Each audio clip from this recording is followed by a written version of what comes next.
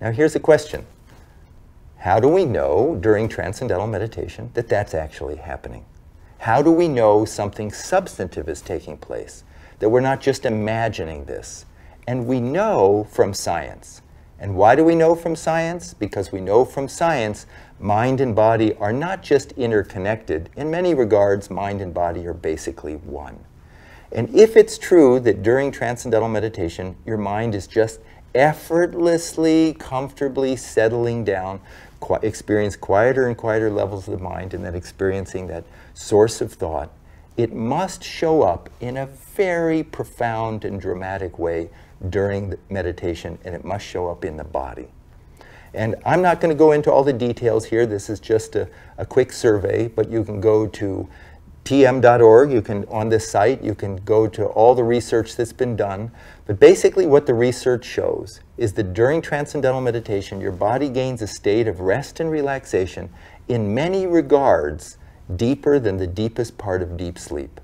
And what that deep rest does, it allows the buildup of stress, fatigue, tension, anxiety to be dissolved, to be eliminated.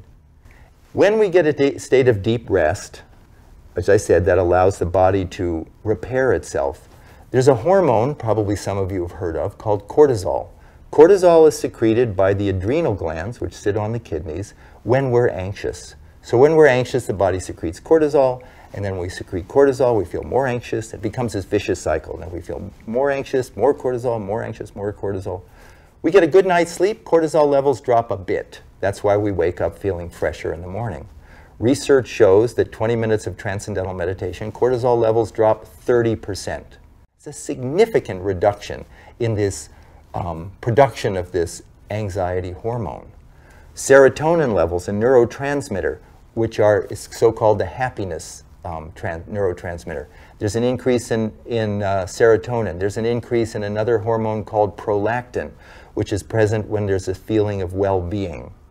Other research shows the results of this, the benefits of this, is a significant reduction in high blood pressure, in cholesterol, reduction in risk of heart attack, stroke, atherosclerosis, a reduction in all sorts of range of disorders like bipolar disorder, trait anxiety. In the last 40 years, there have been over 340 scientific studies published in independent peer-reviewed journals, including the American Medical Association's journal, Archives of Internal Medicine, the American Heart Association's journal, Stroke and Hypertension.